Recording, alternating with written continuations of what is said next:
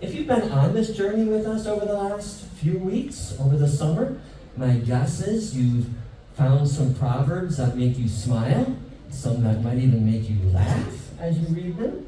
You found some proverbs that maybe make you wonder, because you think, what in the world is that saying?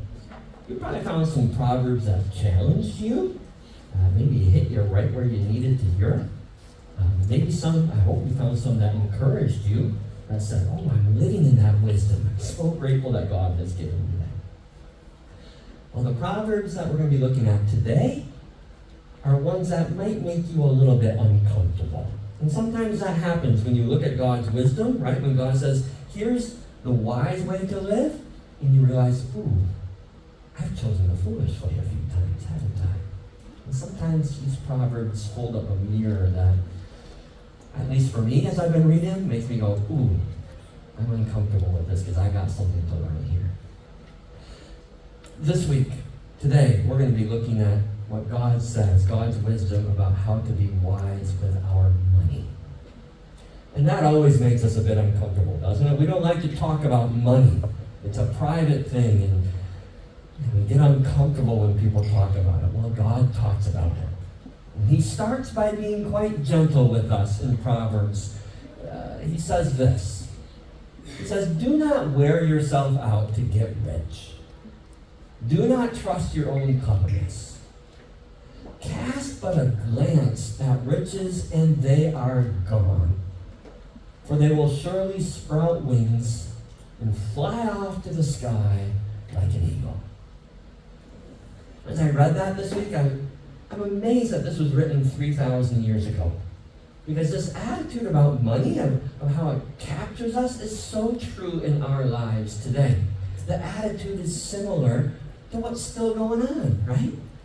We spend years of our lives, we spend decades of our lives often working a job for the purpose of making money, for the purpose of getting more, right? We strive for more because we think the world tells us that that's the way to get what you want in life, right? The world's wisdom says more money so you can get more stuff is the path to true contentment. That's where you will find joy, right? That's where you'll finally find peace, when you have enough. And enough is always more, right? When you have more. Right? Because with more money, with more pursuing more, then you can get that bigger flat with more room and more space, and that's what's going to make you feel good, right? If you have more money, then you can get that newer car. And you can get the newer computer or the latest and greatest phone. If you have the latest and greatest phone, then everybody's impressed, and your classmates love you, and you've got everything that you need, right? With more, then you can take that better holiday that all the advertisers say you need. You need to get away and go and far away. And when you get those things, that's what will bring you joy. Then you'll finally be content. And so we wear ourselves out year after year to get more, to buy more, to have more. Now, they were doing that 3,000 years ago. We're still doing it today. Yeah. Right? Nothing, Ecclesiastes, there's nothing new under the sun. Right? We keep doing that. And don't get me wrong, that God doesn't say that there's anything wrong with cars and flats and holidays. He gives us good things, and he says, I hope you enjoy this beautiful world that I've given you. I hope you enjoy the blessings that I've given. But he says at the same time, be aware of the dangers of money. Be aware of the danger that you can fall into. Because, he says, money and wealth and stuff and possessions will try to become your master. Will try to become the most important thing in your life. And when it does, when you let it become your master, when you let it become what you really desire, it will wear you out, God says. It will wear you out because it will never let you be satisfied. That bigger flat that you think will finally bring contentment, it won't be big enough when you finally get it. Right? And that new car that you think, oh, you know what? That new car is going to get old. And it's not going to be so great anymore. And that newer phone, some kid's going to have a newer phone than you. They're always going to come out with a better version, and you're going to be left behind. And once you finish that great holiday that you think is going to be the greatest holiday ever, you're going to start dreaming about the next greatest holiday ever. It's never going to let you be satisfied. It's going to wear you out. But listen to one of Jesus' teachings. Remember, we learned from Proverbs. You read the proverb, and then you look at what else the Bible says about that topic. Well, Jesus talks specifically about this. Here's his words from Matthew chapter 6. Jesus' words. He says, "Do not store up treasures here on earth, where moths eat them and rust destroys them, where thieves break in and steal.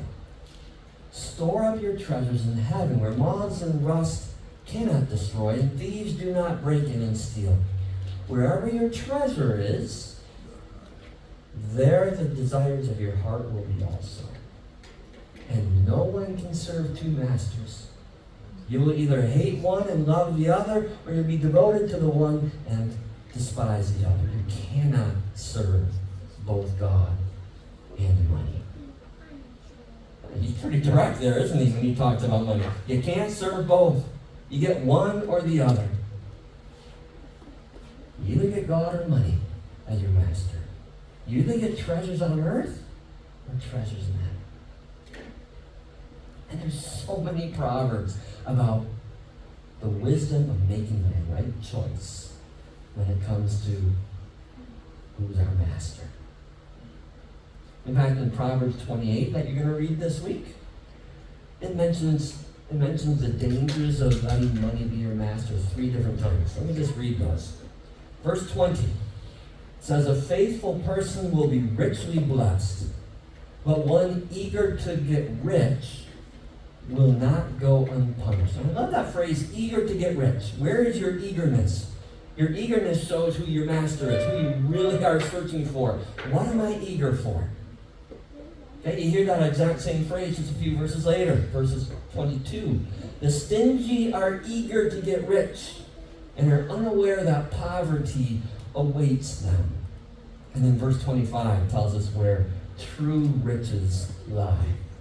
It says, "The greedy stir up conflict, but those who trust in the Lord will prosper." Did you notice in those verses? It says that the people who put money as their master, what are the results? It says they'll receive punishment and poverty and conflict in their lives. All in those verses. And those who put God as their master receive blessing and prosperity. They receive, we're going to see, treasures that money can't buy. Right? All right. We've heard Jesus' words. We've looked at the Proverbs. I would guess that so far I have not said anything brand new to anyone. Most of us have heard this before. We've heard it before, and then usually we go back on Monday to our jobs and we start pursuing riches. And we're eager for stuff. Let's give them credit. The advertisers in our world are really good. They tell you need more. You want more. And one sermon has a hard time competing with all the advertisements that you are bombarded with that says you need more. Your contentment comes in more. Get more. So we so often fall into the trap of being eager to get rich, and we wear ourselves out. So why should we listen this time? Why should we do anything different when we leave here today? Well, these Proverbs, and the other ones you're going to read about this topic, they speak from a wider view about life and eternity. A totally different perspective than the advertisers are coming from, right? We heard it from the very first verse we started with. We started the service by saying, hearing, cast a glance at riches and they are gone. For they will surely sprout wings and fly off into the sky like an eagle. I love that image. That image is so popular that in your WhatsApp, you can pull that up as an emoji. Your money growing wings and flying off.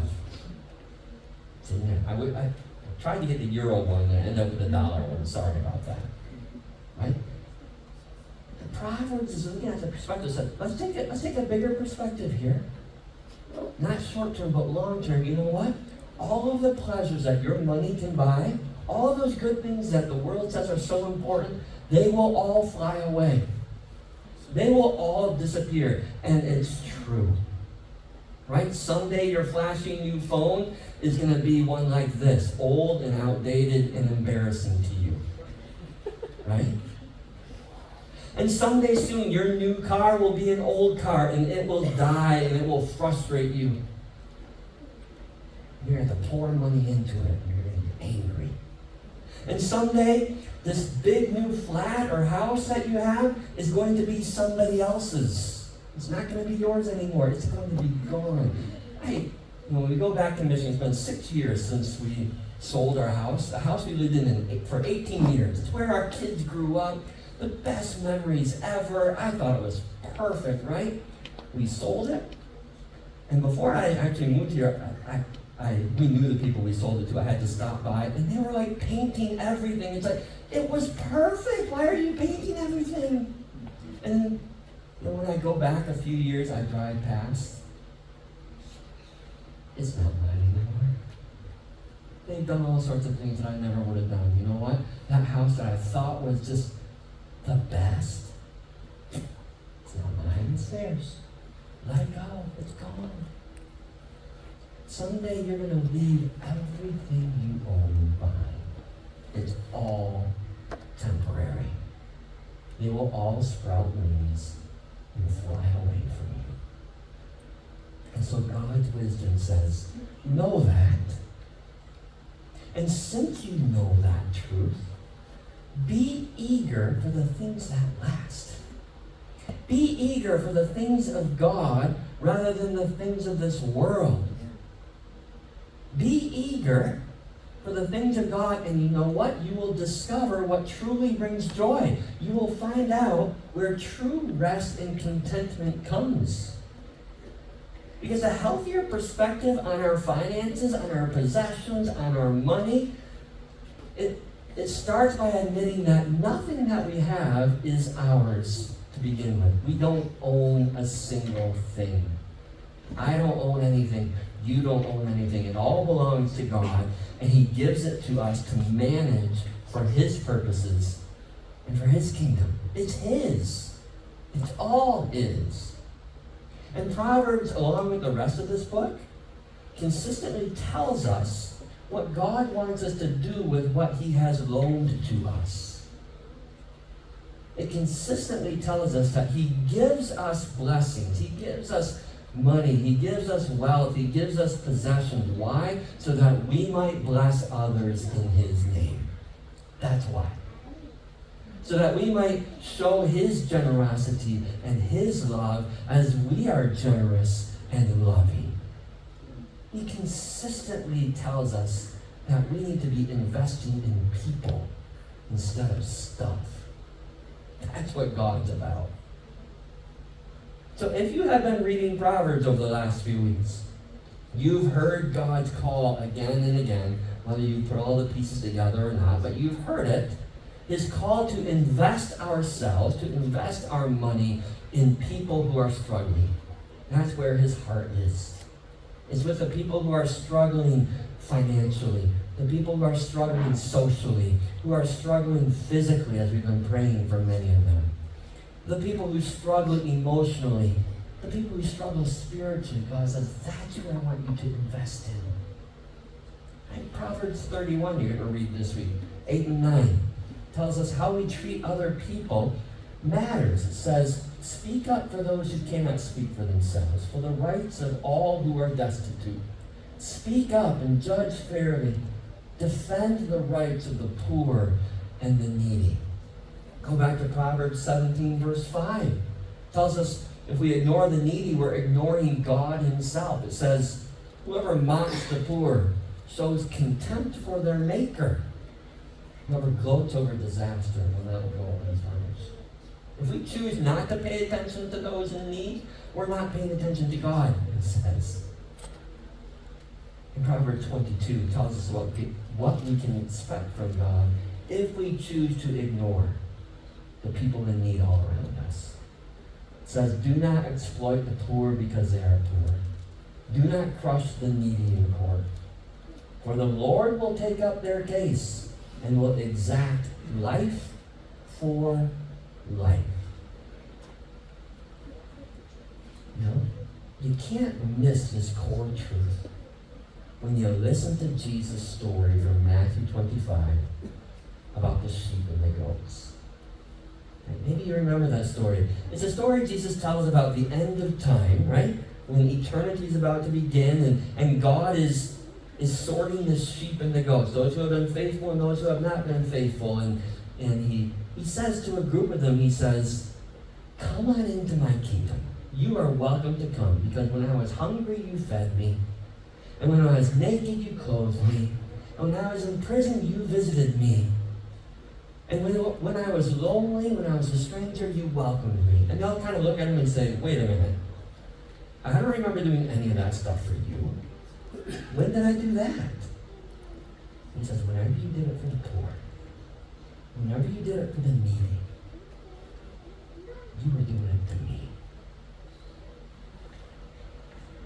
That's profound. Whatever you did for the least of these, my brothers and sisters, you did for me, Jesus says. So why? How would we change after listening today? After so many times of not changing, we need to realize from Jesus it begins with a heart change for us. A priority change in our heart. That our hearts desire to be filled with the compassion and the love that God has for the people around us. If our hearts aren't filled with that kind of compassion, that kind of love, then we're not going to pay attention to them, and we're just going to be all about us. We're going to hold on to what we have. We're going to strive for more. We're going to wear ourselves out for ourselves instead of for God. Because our money follows our hearts every single time. It always does. You want to see what's most important to you in your life? You want to see what you really love? Look over your bank statement and see where your money's going.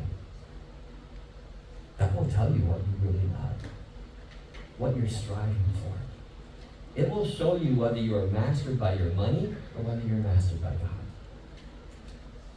Because a heart that loves people, a heart that loves people is evidence of a heart that's being mastered by God. Right? And so it starts with the heart. But then as you read Proverbs, as you read it this coming week, you're going to notice that it mentions two other body parts to make it easy to remember, right? Being mastered by God starts with the heart, and then it says it includes your eyes. Proverbs 28, verse 27 says, I didn't get there. Those who give to the poor will lack nothing, but those who close their eyes to them receive many curses.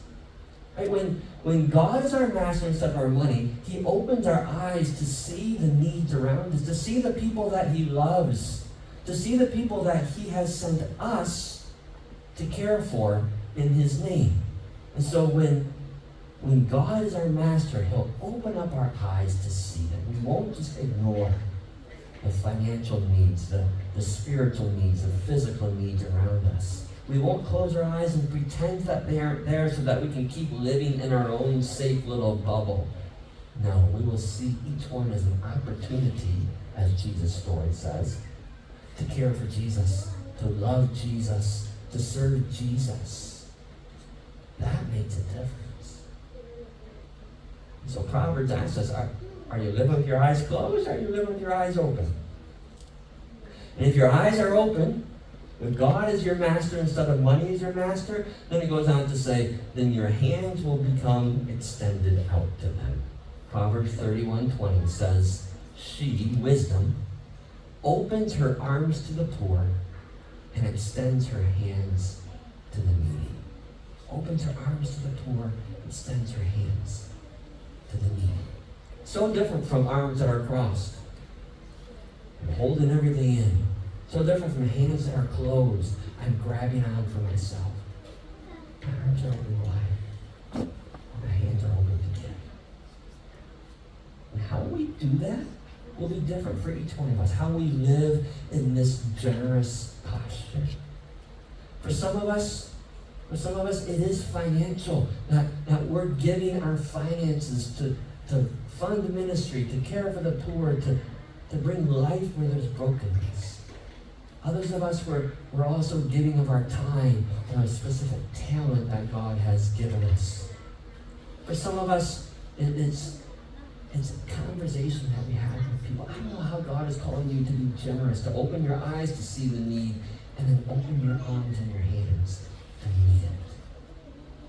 But He's giving you opportunity. He's giving you opportunity. Because when we give out of love and not out of obligation, when we give generously because we want to, not because we feel like we have to, when we let God be master of all of our lives, then we will finally find rest from the striving.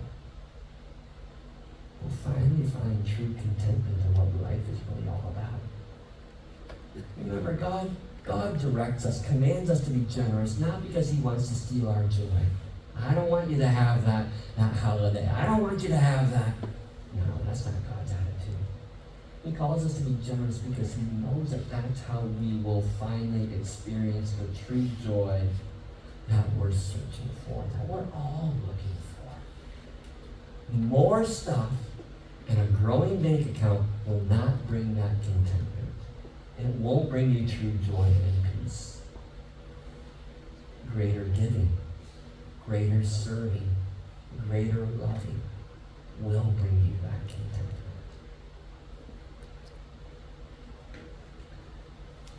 Let me end with one more proverb. Proverbs 22, verse 9. It's a promise from God. He says, the generous will themselves be blessed, for they share their food with the poor. The generous will be blessed. We don't choose to be generous in order to get the blessing. That's not the point. But when we give, He says, when we are generous, He will bless us. And maybe not bless us with more money. It's not our promise that if I give you 10 euro, God's going to give me 20. And that's not the way God works. No. Maybe He'll bless us with something better than 20 euro. No, not even 2,000. Maybe it's not even money, Ludmilla. It's not. Because no amount of money, 2,000, you can double that. No amount of money can compare with the blessing of seeing a life changed by God when we're invested in Him, right? And a newer car just seems silly compared to hearing God say, well done. Well done. And all of this never-ending wearing ourselves out to get rich, when you truly look at that, it's just foolishness compared to true contentment and joy that comes from the kingdom of God, from belonging to Him. And that's wise living. That's contented living.